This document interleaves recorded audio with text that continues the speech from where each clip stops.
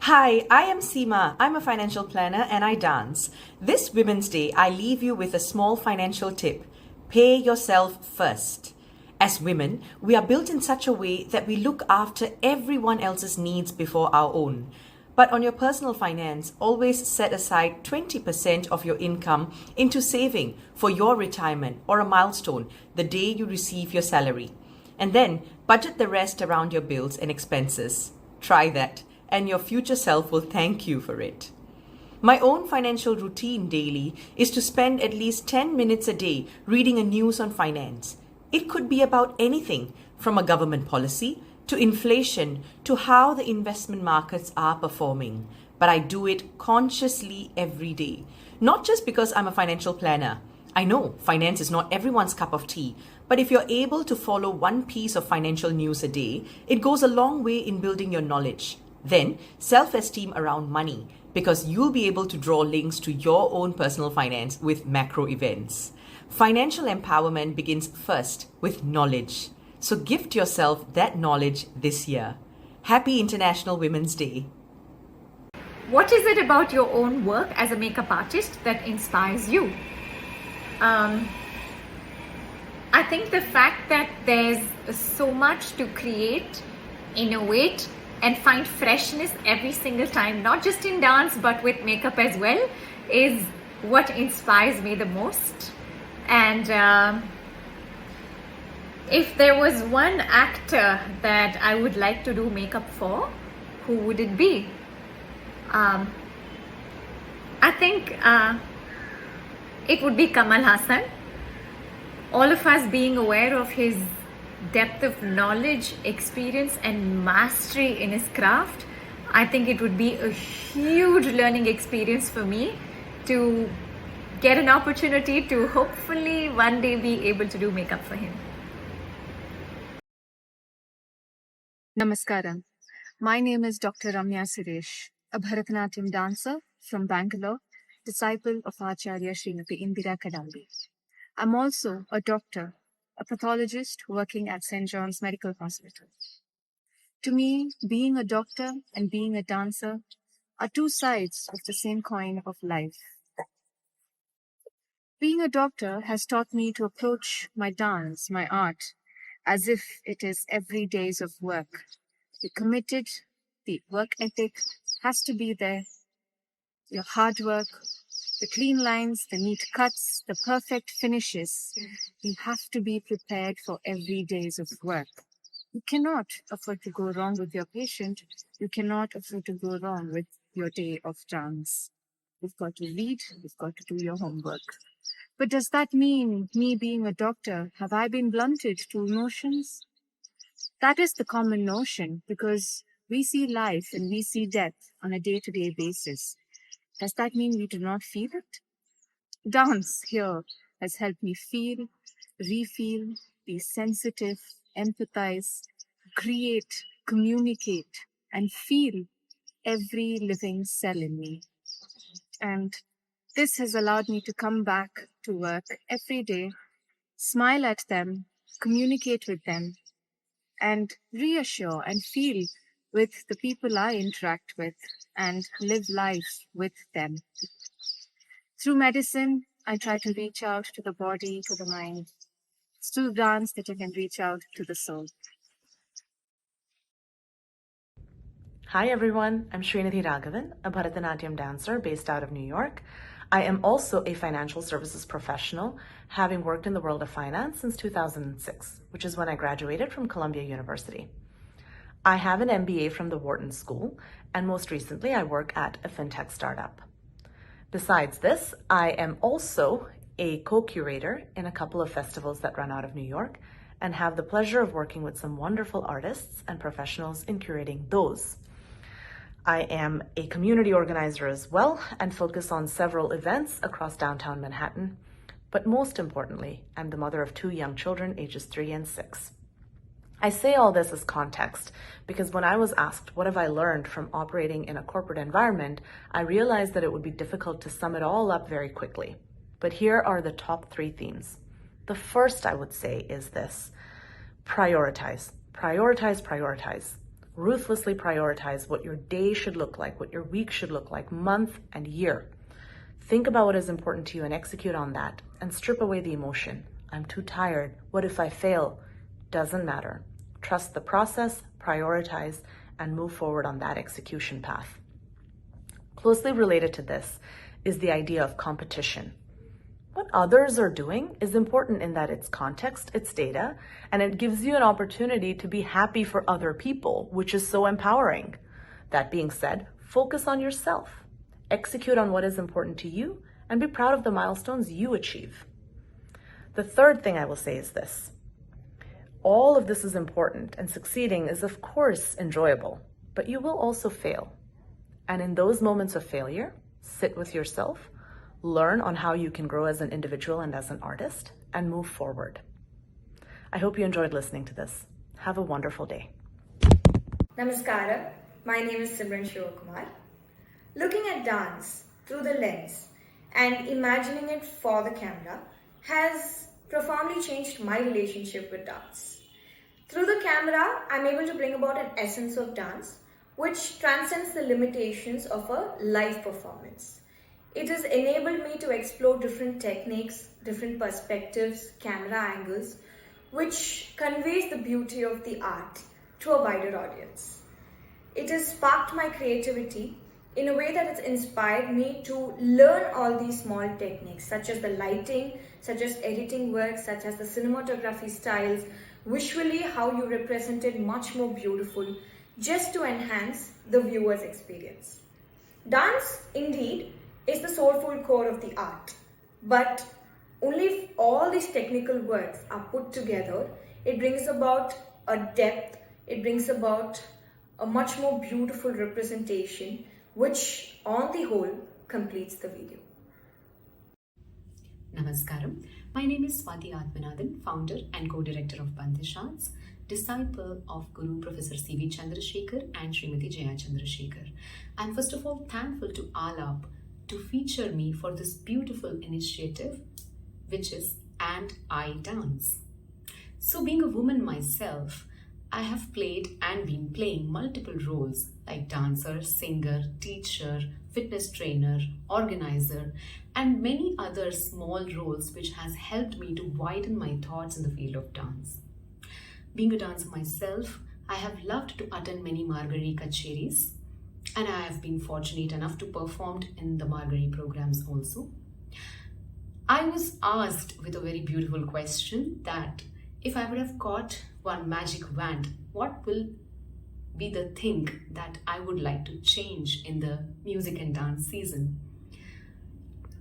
So I would have loved to help all the sabhas to grow financially very strong so that they will be more than happy to not only support the solo dancer on the stage, but will be happy to support the entire team of the orchestra also, so that the expense burden doesn't fall on the dancer alone. This is the major thing happening with many of the dancers. I do know there are some sabhas and organizations who have this noble practice, but this magic wand would have definitely helped me to change the entire formula. Being an organizer myself, I know it's a tough task to sponsor the entire team of the orchestra and the dancer, but we would wish to have this beautiful day come in our life, in our performing life, like a boon. Thank you. Namaskaram.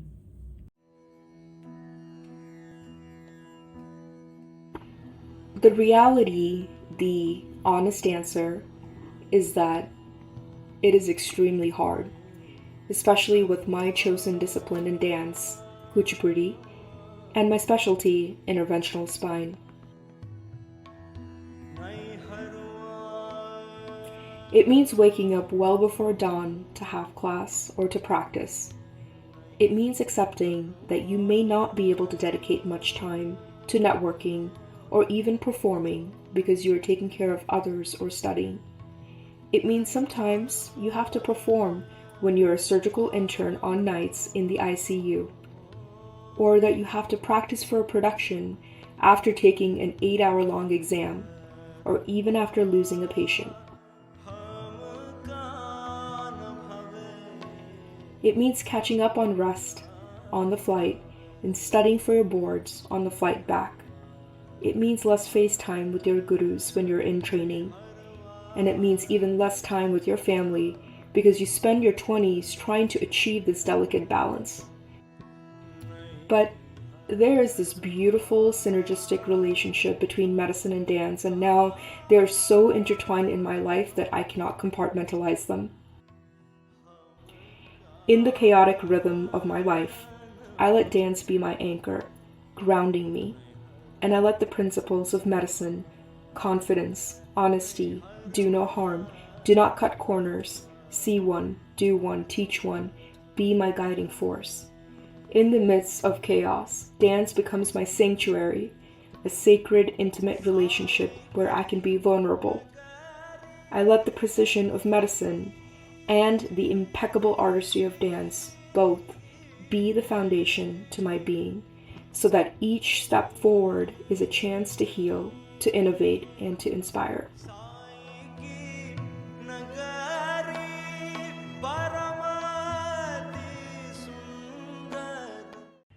Isn't it normal to feel, think, emote? Isn't it normal? Sometimes we find it difficult to safely express what we are feeling or thinking. Sometimes we don't know how to do it. We don't know how to express. Sometimes we don't understand what we are feeling. We don't know where it's coming from. Why am I feeling this? What is happening to me, right? And therapy is that space for you to explore all of this. Now, all of these questions can be coming from any aspect of your life. It could be from your work, from your romantic relationship, from your family, from your childhood. Doesn't matter. But therapy is that space for you to actually explore all of these things. And you don't have to do this alone. And so, as normal as it is for anybody to feel, express, emote, think, it is that normal to actually seek therapy. And no, it's not a sign of weakness. In fact, think about this. Don't you think it requires a certain level of acceptance of self to actually ask for help, or actually go and say, hey, I am stuck here, can you help me, or can you explain, or can you support me here? Don't you think it requires a certain sense of comfort or confidence in who you are, or acceptance in who you are, to actually go and say this to somebody else? So how is it a sign of weakness? Think about it. In fact, please drop what you all feel about this in the comments. I will actually read all of them, and please feel free to directly message me as well. I would love to have these conversations. And therapists, do you know, therapists also go for therapy.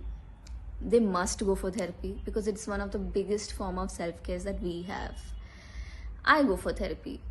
It's my self-care ritual, of course, along with taking those mindful pauses during the day, because that really helps me ground. I'm also a big hustler, and the hustle culture really, it's so fast that sometimes I crave to slow down, and those pockets of moments during the day help me do that. So that's my self-care ritual. I will actually love to also know what you all do for self-care. You never know whom you're going to inspire. So please feel free to drop your self-care rituals down as well if you're comfortable. And yeah, let's normalize therapy. I remember the first time I performed after having taken the leap into the dance world. I was playing the character of Vishnu and had this huge headgear. My biggest fear was that, what if it fails? What should I do? I was so scared of something going wrong, something failing, not being what it's supposed to be. And no matter how much I prepped and practiced and rehearsed for my performances, this thought was a constant. What if I fall? What if I fail? But in 2018, something happened. Life had taken me to a point where I was befuddled with everything and everyone, mostly myself. I was emotionally and mentally pushed to such a corner that I snapped. and one fine day decided to go to Tirumala and tonsure my head. There was no connection between that action and whatever I was dealing with, but there was a strong desire within me to take some kind of metaphoric leap, to submit, to bare myself whole and soul. I still remember the first performance after tonsuring my head. Though nothing else had changed in my conscious efforts towards practice or training or learning, something deep within me had shifted owing to those months of walking around without hair. I was okay with all my flaws, all my imperfections, all my quirks and mistakes. On stage that evening, I felt myself become so much larger than I had ever been when I was guarded, when I was careful, when I didn't want to be wrong. Much, much more in tune with my vision for my art than I had ever been before. And it came from a place of submitting, of letting my vulnerability take the space it needs and deserves. Namaste. My name is Nitya Narasimhan. I am a Bharatanatyam artist and the artistic director of Bright the Arts based out of California Bay Area. Thank you, Aalaap, for having me as part of the And I Dance series. It's been lovely to follow this series so far and hear from so many inspiring women and artists. And hats off to Aalaap for the thought-provoking and unique prompts that they've been providing each artist. I have been asked to talk about the notion of home and what it means to be an artist both practicing and performing out of the US as well as India. Interestingly enough, the idea of home for me has always been intertwined with a sense of displacement. As a child growing up, I grew up in a household where my father was a banker and every few years he would get transferred. So my entire childhood was spent moving from one place to another. And even then, the only constant I can think of in my life was always dance. So no matter where we moved, my parents had to find me a school and they had to find me a dance class. So in a way, dance has been and I think will continue to be that one constant relationship and forever companion that I have. So it's no wonder that today I have put myself in a situation where I'm constantly displacing myself between the US and India. So I run my school here, my teachers are in India, I practice here, I practice there, I perform here, perform there, and I have family here, I have family there. It's not easy and it's definitely a challenge to constantly shift from two places that are so vastly different in the way that you live in them, that the way that you can think about them. But there are some things that I do that help me navigate this transition from the US and India. The first thing that I like to do is to embrace the unique offerings of each space that I'm in. That means that when I'm in India, I fully embrace the Indian experience, and when I'm in the US, I fully try to enjoy what life here has to offer me. We always think that the grass is greener on the other side, and having been on both sides for a considerable amount of time, I can tell you that the grass is whatever you make it out to be. The other thing I like to do is to be fully present no matter where I am. And that means that when I am in India, I don't think about what am I missing out in the US. Or when I'm in the US, I don't think about, oh, there are so many things happening in India, maybe I should be there. I don't do that. I try to fully be present where I am, and I try to do whatever I can to the best of my abilities and stay happy no matter where I am. And a big part of this staying happy for me involves surrounding myself with people that I love. So that means that when I'm in India, I'm surrounded by family and friends. When I'm in the US, I'm also surrounded by family and friends. So this way, I don't miss out on people, or I don't miss out on what's happening in one space versus what's happening in another space. And my notion of home is neither associated with a space or with a specific person. Rather, I make myself at home no matter where I am. So that's been my takeaway from this prompt that Aalaap gave me. Thank you for giving me the opportunity to think about the notion of home, and very happy Women's Day to everybody. Thank you. Rolling. Namaste. I'm Ramya Venkatraman, a Bharatanatyam artist from Chennai. I'm extremely grateful to be facilitating a course called Happiness, Habits and Success at IIT Madras. This offbeat opportunity came to me at the perfect timing, and since then, I've been consciously practicing mindfulness in my life. Before, I used to be very rushed, multitasking things and planning extensively. And this implied that I was always chasing something. But over time, after practicing mindfulness, uh, I felt that the true success is to be happy every day. With respect to habits, I started meditating every day at a particular time interval, and also I scheduled my dance practice at a particular time interval, and this really made me realize about the power of tiny gains. I also improved my sleep cycle. I went to bed early and woke up early. All of these things are very obvious, right? But the task is to put them into action. So, the major takeaway for me was to take life as it comes and live one day to the fullest. And every day, if you could take it and live it to the fullest, that was true success to me. I would like to thank Aalaap for making me a part of this series.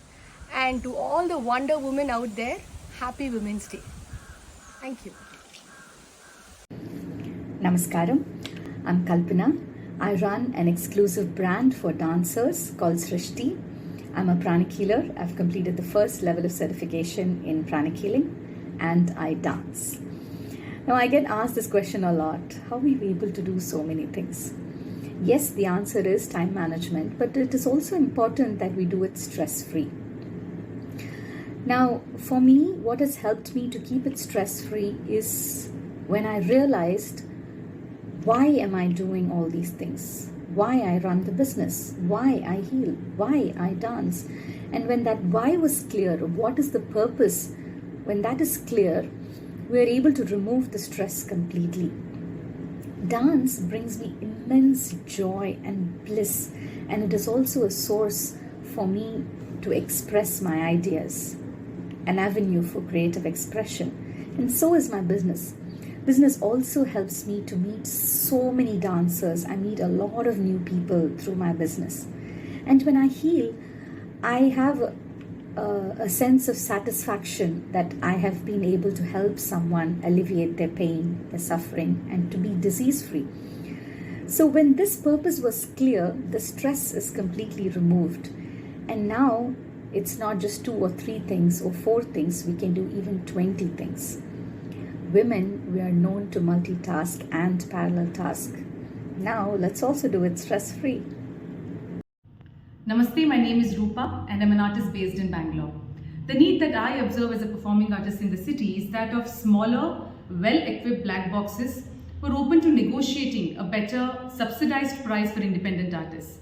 This would greatly help artists produce and present their own original choreographic works and control the quality with which it is presented, and also to be able to give the experience to the audience that they have envisioned. If this is available across different parts of the city, then it becomes easy for them to build audiences slowly by going to the communities and sharing their work with them directly. This would then lead up to them being able to draw all of these audiences to a much larger venue. As an artist, the need of the hour for me, in the current times where we are bombarded with so much information, are exposed to myriad beautiful art forms, to creating reels and trends, is to find stillness, to revisit the roots of my dance education, to understand why I'm doing what I'm doing, and to be intentional about what I'm creating and sharing with the world. Namaskar. I'm Dr. Purnima Seshadri, a dental surgeon, an entrepreneur, a Bharatanatyam dancer, and a mother of 2 young children. My take on juggling different roles is very personal and individual to me. Honestly, we are all playing several roles in our lives, and life and adulting teaches us to play these roles and do the best we can. Sadly, the pressure of doing well and excelling under stressful situations falls on women, and somehow we take it upon ourselves to do the best and excel in anything and everything that we choose. My advice to young working mothers who are juggling multiple roles alongside being a dancer or an artist would be that it is sometimes okay to prioritize yourself and your needs before other things. Secondly, one need not always be the best or be great. It is sometimes okay to feel sad, and it is definitely okay to fail. Even the best dancers and artists do have low days. They do get overwhelmed at times. Yes, I do have my down days as well. Thankfully, I have dance and music that help me to cope with stressful situations. I may not be able to attend as many performances as I would like to. I may have to miss certain workshops or learning from the best because I have work commitments or family or to look after my children. But it is something that I choose to do, and I would not have it any other way. Thank you. Namaskaram. The question that was asked to me is, what is my research ritual and am I organized about my research? For a change, I'm going to talk to you all about the bright side of being disorganized, because I'm not a very organized person, but that kind of drives my work, because when I'm reading something, I'm often lost and it leads me to discover something else that has to be read, and then that leads me to somewhere else. So it is in this chaos that I find inspiration and curiosity. So I think there's a lot of advantage, especially if you're researching, in being disorganized, because that's where the inspiration lies, at least for me. But when it comes to teaching, I'm a very organized teacher. So when I have a class, when I have a workshop, I put everything, every detail, pen to paper, and even before I have the material for the class, everything I start writing down, every little detail that I can. So the purpose of the research decides if I'm going to be organized or disorganized. I think, but to find inspiration, I prefer being disorganized. So thank you, Aalaap, for inviting me to be a part of this series. Namaskaram. I'm Shreya Srinivasan, and I'm an assistant professor of biomedical engineering at Harvard University. I'm also a Bharatanatyam dancer. The question I was asked was, as a researcher committed to groundbreaking innovations in medical science, why do you turn to dance despite long, fulfilling hours at work? I dance because I find it incredibly fulfilling on emotional, physical, spiritual, and creative levels. I'm grateful and lucky that in my society, in today's world, no one or nobody is holding me to doing just one thing in life. And so, as I see it, life is all about learning, growing, exploring, creating, and giving back. And dance and science allow me to do these in very different ways, but both have a lot of creative and intellectual freedom, which I really value. And in some cases, these seemingly disparate worlds of dance and science have actually mixed for me, which have been very interesting, challenging projects. So for example, I've created a biomechanics-based workshop to help dancers better condition and optimize their movements to both prevent injury, but also increase the mind-body connection and start to think about dance in terms of anatomy and physiology. More recently, I created a technology-based platform that actually allows viewers to experience dance in a multi-sensory way. A lot of my research is about sensory feedback, and so in this case, bringing that in, what we have is a platform where as you watch a dance performance, you can actually experience the footwork using a mobile app on your phone that will allow you to feel it in your own hands. And so these have been really interesting projects to work on, and I love to have both of these parts of my life, whether they are independent tracks or in the cases where they sort of mix and mingle. Namaskaram. I'm Shweta Shankaran, a Bharatanatyam dancer from Chennai. I'm a disciple of Guru Kalaimamani Srimati Roja Kannan. I'm also a qualified chartered accountant working as an audit senior in one of the big 4 audit firms. As part of this beautiful initiative at Aalaap and I Dance, I've been asked a question about my learnings that I take away from the world of accounting to the world of dance and vice versa. At the outset, both these worlds have taught me very similar but very important life lessons. The first one being consistency. At my initial preparation stages for my CA course, I was very terrified looking at the vast volume of syllabus that I had to cover and study for my exams. But on day one, I understood that the key to success is being consistent. It is not a 1 day or a 2 day learning, but everyday learning that we carry forward till the time we reach success. The same concept has been used many times in a lot of places in our lives, and I tried to use this concept of consistency in my world of dance as well. I try and practice to be consistent always in my world of dance in order to achieve success. The second one being balance and calm mindset. Dance has always taught me to maintain a balanced and a calm mindset always in my life. At any situation, given the circumstances of such situations, being calm and balanced helps us to overcome any difficulty that we may face. This life lesson was taught to me during the stages of my dance career and has helped me a lot in my career of accounting as well.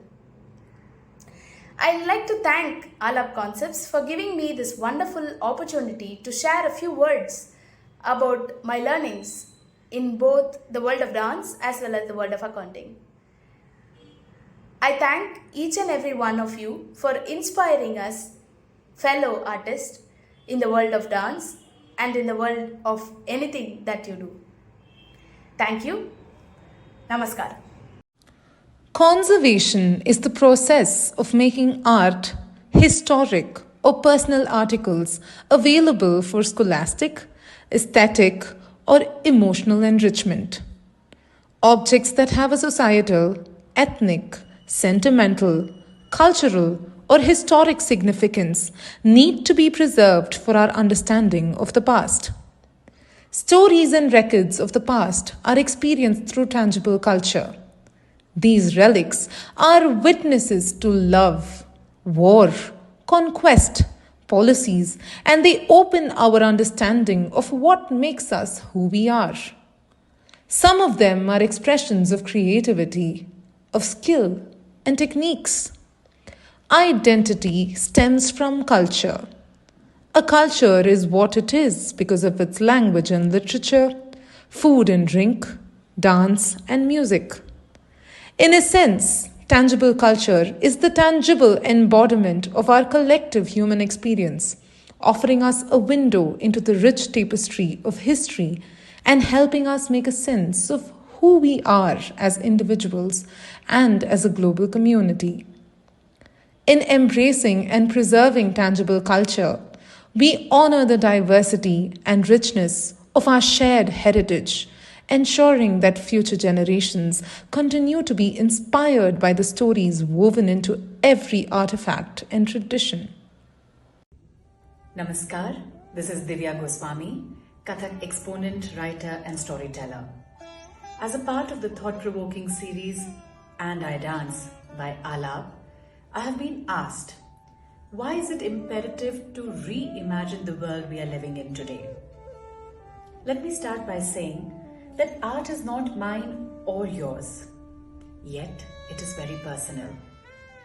It is an expression, a communication, a story of several characters, yet a canvas where we discover solitude. Art for me is where my fears, judgment, joy, sorrow, conviction, freedom, courage find a resolution. And all of this is only possible if I am able to redesign myself with the given in the form of the tradition through the eraser of questions, care, and awareness. Presuppose the start of life to sound, or the journey of a circle to a dot. Then it is but natural to assume that the rich traditions we are but a tiny part of, parampara, are forever evolving. No language is limiting, no vocabulary is yet enough, no space is static, no dimension is yet left unexplored. No rhythm is still, no beat is yet paused. In the same way, no art form is stationary, no art is art without being reimagined. Hi, I'm Sanjana Prasad, a yoga practitioner, teacher, and Bharatanatyam dancer. Yoga is a personal journey. The commitment to learn, practice, and teach is intrinsic. By definition, yoga has taught me to put my best efforts into any task that I take up, irrespective of the outcome, to focus on the process and not obsess over the result.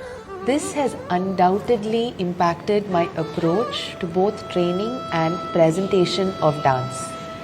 Yoga has made me physically, mentally, and emotionally more aware as a dancer, helped me introspect and ask myself, why do I dance? For whom do I dance? Where is this dance coming from? Being mindful of these questions allows me to own my truth as an artist. The art is genuine and is an expression of self-acceptance, conviction, and freedom. When yoga and dance come from this space, there is only fulfillment.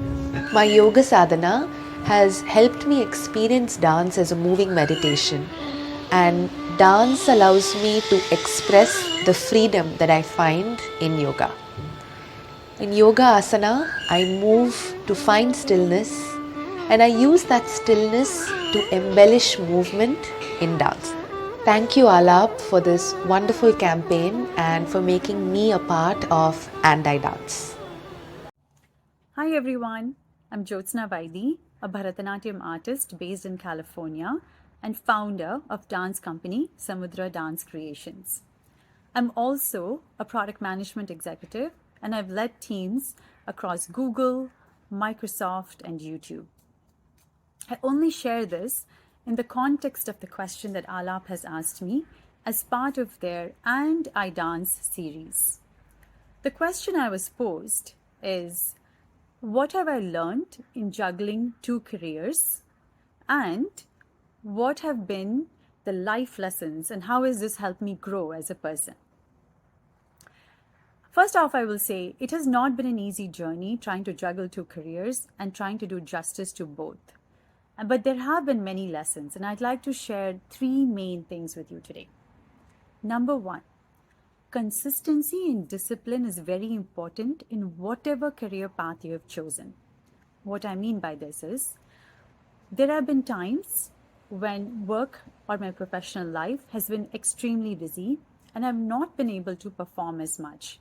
However, I always try to keep up with my practice or my riyaz. And a little bit goes a long way.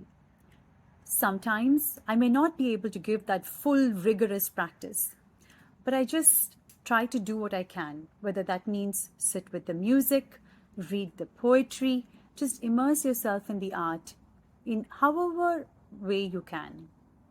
But the consistency really helps you maintain yourself as an artist over the years. The second takeaway I will share is it's important to choose wisely and choose the most fulfilling projects. Time is limited. So what I have learned is, while many opportunities will come our way, whether it is in my professional life or whether it is in my dance life, it's been important for me to choose the ones that are most meaningful to me. And that means it's okay to say no sometimes. The third takeaway I'd like to share is enjoy the journey and do not focus on the destination. Journey over destination. Enjoy the process. And what I mean by that is that at the end of the day, juggling the two has been actually a very fulfilling journey for me. There have been times when work has been very stressful, and dance has been a beautiful outlet. It has been my Sakhi. It has been the place I go to where I can just release my emotions, both physically and spiritually, and just surrender. So ultimately, these are my takeaways, and I hope you enjoyed this. Thank you. Hello everyone. I'm Sumati Vikram, a Bharatanatyam dancer based in Austin, Texas. I'm also a co-founder at Rooted Foundation. As part of Aalaap's campaign And I Dance, I was asked why the arts is the need of the hour. I would like to begin answering with a question. With everything happening around us, do we even need art in our lives? The answer is a resounding yes. The truth, as it has always been since the dawn of humanity. Now, in pottery, there is this concept of centering the clay before one begins to build a pot. It is said to be the single most important thing to understand and to be mindful of right from the time the clay hits the wheel to when the piece is fully finished. It is not merely a technical step. Centering embodies a profound experience, allowing one to fully engage, to be engaged and connected with the external, which is the clay here, and the internal, the potter's breath and touch. The emerging piece thus stands as a testament to this foundational strength from its base all the way to the top. I believe art is this collective centering force for us all, eternally relevant and essential. Art allows us to engage with the world around us in a deeply meaningful way. Personally, it has the power to transform us, to help us transcend our limitations, and to emerge resilient in an ever-evolving world. This healing nature of art, be it in music, dance, painting, has already been well documented. Art entertains us, makes us happy, is beautiful to look at and to listen to. But most importantly, art allows us to deeply appreciate what it is to be human in this increasingly transient world. Yes, today, artists need audiences and audiences need artists. Today, art also needs technology as a tool to reach more and more people, but art is the need of the hour. As Neil Gaiman says, the world always seems brighter when you have just made something that wasn't there before. Thank you. Rigor to me is a quality rather than a habit. I think rigor is inspired by passion. You must care no matter who is watching, no matter who might watch. You must care and care deeply about the details. I see rigor as a quality because it's something that almost becomes like a background track to our lives. When you care, you observe better, you learn better, and you see things which might go unseen by others most of the times. There are many things in my life that I absolutely lack rigor in. When my mom says to me, for instance, well, look at that layer of dust, it doesn't bother me. So it's like I don't even see it. If you were to talk to me about colors and shades and subtlety in fabrics, etc., I'd say to you, really? But in those things that I care about, like writing, like teaching, like dancing, I can spend hours trying to find that one word which is correct and appropriate to express what I want to say. I can spend months together moving a choreography around until it feels just right. Rigor is one thing and discipline is another. Are there days where I absolutely don't feel like getting up and dancing? Yes, there are. Are there days when my body really feels the need for a pause and a reprieve? Yes, it does. But I think rigor is more about the quality of time that is spent on something than the quantity of time. If you're constantly looking for that 60 seconds worth in the minute, that is rigor. Discipline is very, very important, but without rigor, there's only as far as you can go. Hello everyone, my name is Rajita Bharathan. I'm a Bharatanatyam dancer.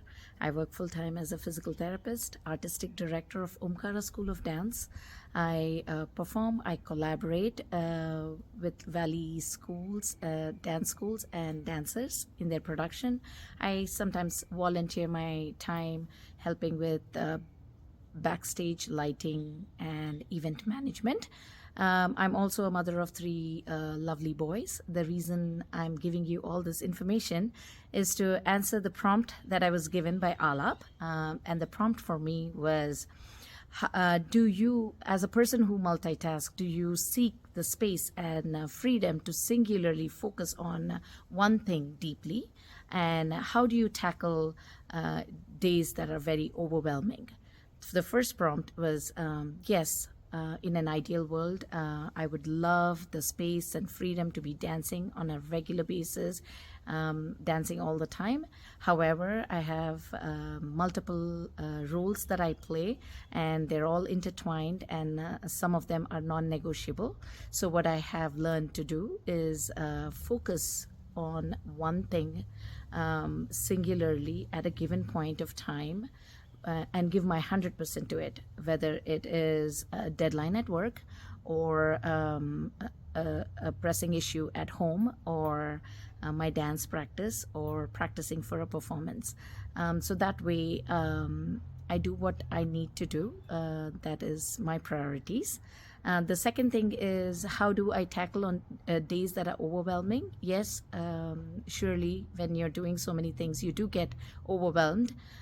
So what has worked for me is maintaining a gratitude journal, which always puts things into perspective. And I always, in the night, I sit in silence for 5 to 10 minutes. I pray, I meditate, and that has really calmed me down and has given me solutions to my day-to-day problems. I hope you enjoy, and thank you so much, Aalaap, for including me as a part of this series And I Dance. And I have been following this very closely and have been inspired by many dancers who also wear multiple hats. Thank you so much. Where does one begin to talk about the dancing body and place it in a context? And in this case, my dancing body. Let's start at the very beginning. I started learning Bharatanatyam at the age of 3.5, and I continued all through my growing up years and into my teens and my 20s. But I never did feel quite at home in that Bharatanatyam dancer body. While this did not really deter me from being absolutely in love with the form, it did push me to search for something more and to look for more and curiosity about what is out there. At the age of 21, this led me to contemporary dance, and I decided to take the plunge and leave home to go study contemporary dance formally. And that's when it felt like somebody had handed a key to me and said, here, there's an entire new world out there. And finally, here I was engaging in a practice where my body felt at home. And then I subsequently went on to draw from this practice to inform my other practices. And that has enriched my understanding of the body today as a practitioner and teacher immensely. I take care of what I eat, I take care of what I see and what is around me. And I also intentionally train my body every day. It's usually a mix of Pilates, I do calisthenic work for strength, I swim, I work on agility, mobility, fitness, pretty much everything I need to be able to do what I do. And of course, I also work on technique as much as I can, whereas social media come into this. So as a new mom, I was struggling to wrap my head around the body of the new mother and the body of the dancer. The body that you have trained and nourished and familiarized yourself with is now completely alien to you. And this, of course, in combination with my love for textiles and personal style, sort of led to where things are today, where I feel honored to be able to hold space for other women to own their bodies and to live in their own skin. So from being that young child who was always too tall with limbs too long to play female roles in dance dramas to this adult woman sitting in front of you, it has been quite a journey indeed. Namaste, I'm Nikita Banavlikar. I'm a Kathak dance exponent, choreographer and an educator. Kathak and cinema for me have a very common factor of storytelling. As Kathak dancers, we are nothing but Kathakar storytellers, and cinema has always had this ideology of storytelling. My biggest takeaway while working for film choreographies has been that here you are giving life or face to somebody else's vision. Whether it is the vision of the director or the choreographer, you are creating a dance sequence that seamlessly blends with the story of the film and also highlights the beauty of the character which the artist is portraying. Having said that, as a regular dance practitioner, we have a habit of looking at one perspective, which is a fixed one, but cinema gives you that flexibility of working around with different camera angles, with the whole set that is created, the cinematography, the interaction with the characters, or the abhinay. It gives you a medium to highlight these aspects of the art form. Another question was whether I see or I wish to see more of Kathak or more of classical dance in cinema. Of course, I'll be very selfish and I'll say yes, because we all know the kind of impact films have on society. And if a film is giving a global reach, creating a newer audience base for an art form, then there is nothing more welcome than it. Having said that, especially with Kathak, I hope to see Kathak shown out of courts and not just as a part of a Nautch girl's life.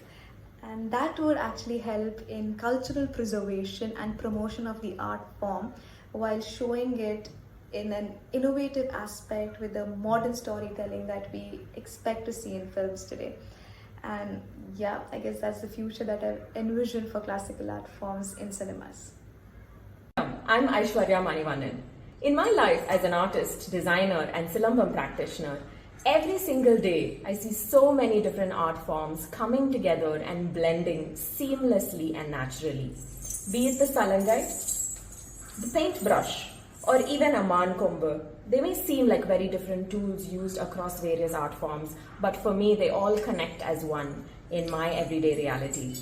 Just like how we speak about line, shape, color, texture, form, rhythm and movement in art and design as principles and elements, they follow the same importance in dance and Bharatanatyam as well. So my background as an artist and designer informed and gave me a strong rooting in the way in which I learned Bharatanatyam as well. Following that, when my Bharatanatyam guru Kavita Ramu Akka encouraged me to learn Silambam, which helped to improve and develop my dance body language, I realized the importance of traditional martial arts and how my dance training made me not just learn Silambam differently, but also understand the importance of the nuances of every single movement, precision, grounding, discipline, and giving importance to every single detail. This is what Bharatanatyam taught me, and I'm forever grateful to dance for being such a strong driving force in the way in which I have learned and practicing and teaching Silambam now as well. Thank you. Namaskaram. My name is Divya Warrior. I am a trustee at an NGO called Warrior Foundation, a Mohiniyattam performing artist and a Bharatanatyam practitioner. I'm very excited to respond to a question given by Aalaap for their series And I Dance. The question for me is, as a curator of residencies that are situated in places and spaces far away from one's home, why do you believe that moments like these are important for you and other artists who are in the pursuit of the arts? For this particular question, There are around 5 points that I feel answer these questions when I curate a residency.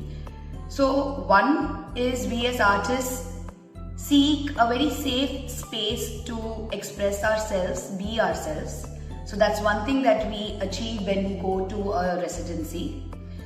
The residency that we curate at Varya Foundation is a cross mentorship residency. It's the idea came after the program of Pratiroop, where we have a cross mentorship fellowship and a program between great acharyas, performing artists, gurus, with upcoming young talents.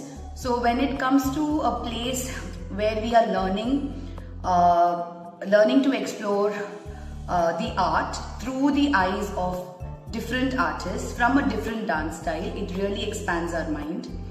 3, I think traditionally all of us have heard and learned about how the Indian tradition was imparted through Gurukulam system. So where we live with the Acharya, we learn under the Guru, we are in the same environment as them. So I think a residency and a space away gives us that opportunity to see them not only on stage, not only on workshop, but also just be around them, feel their energy, have the space to talk to them, something apart from dance. So I think that is something that really interests me when we do a residency. 4th is, of course, at least for me and a personal experience and note, I have been able to go to few of the residencies and create a habit for myself, like create a new habit for myself, because I'm inspired by the acharyas or gurus who are present there, under whom we get to learn during the 4-5 days short period of time. So I think it helps us to look at our own art form in a very different way. Lastly, of course, because we are in an environment that is away from our regular space, we become more creative, we are more enthused to meet new people. We are with acharyas and gurus whom we have not had the opportunities to spend much time with. So having a completely clear environment without any past impressions really engages and enhances the creativity as an artist. So I think it's very important for each one of us to try something new, go to a space that gives you that freedom. Thank you. Namaskaram. As part of And I Dance series, Akhila asked me, what is my take on the word legacy? I think in the world of dance, legacy is like inheriting a treasure map, and we follow where it leads, each finding our own treasure. Only thing is, when you reach the cave where the treasure is, you, instead of saying khul ja simsim, you say talanga takadiku takatari. But my gurus won't be satisfied with such a simple password. Engalakala 2-step authentication process with a very complex rhythmic password. Cycle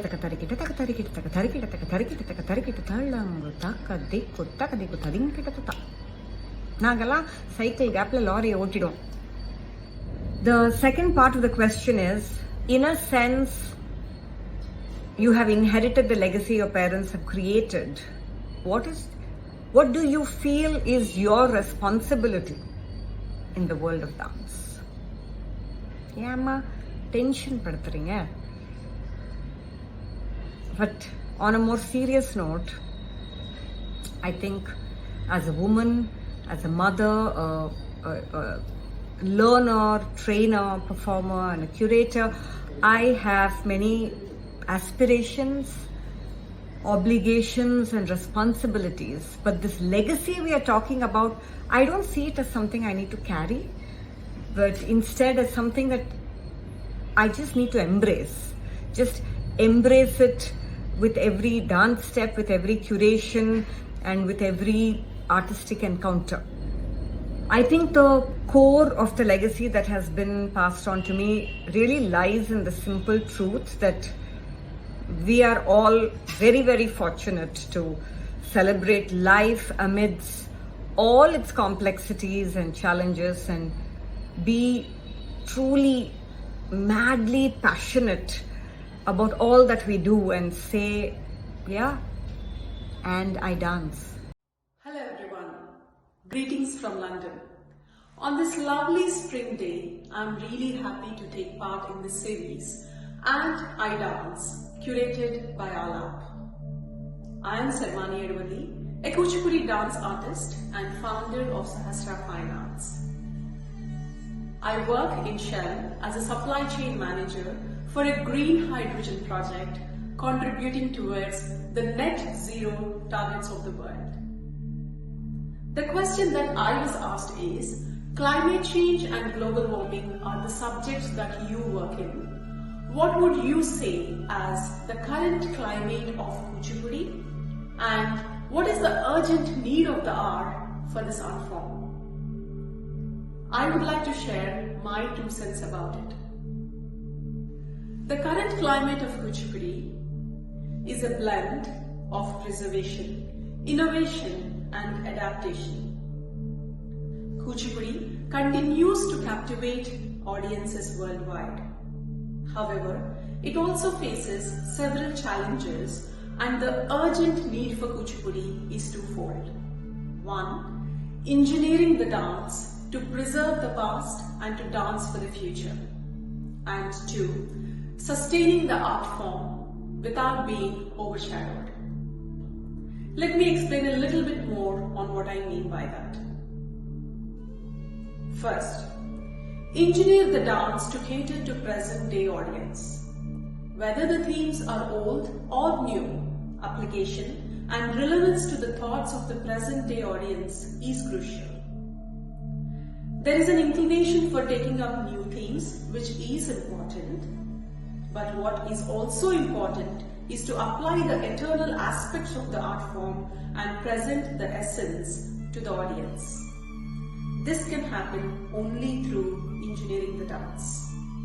Secondly, we need to ensure its preservation and transmission to future generations.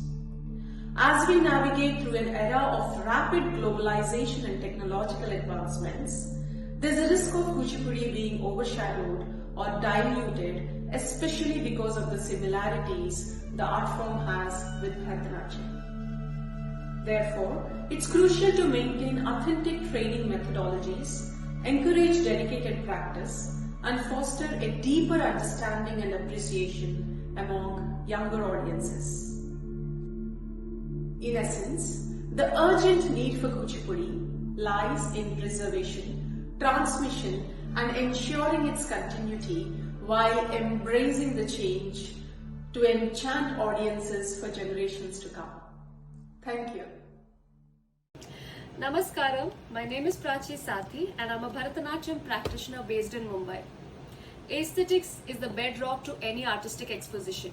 There is balance, there is alignment, there is palette. We talk about aesthetics in terms of the sensorial field, particularly visual and oral. It is a cultivated understanding. The more you watch and observe the great masters, the more you understand what aesthetics is all about. Initially, you may not have the vocabulary to articulate what you like, why you like, but once you've acquired the taste of something, then it is really worth relishing it, and that is Rasanubhava. Now, when it comes to my role as a Bharatanatyam performer, a choreographer, a voice actor, or a filmmaker dedicated to dance documentation, the common thread that joins these roles is aesthetics. Just the task of composing a shot or designing the look for a particular performance will be a demonstration of your aesthetic choices. And I consider watching good artists of all genres a very important start point to developing good aesthetics. Thank you.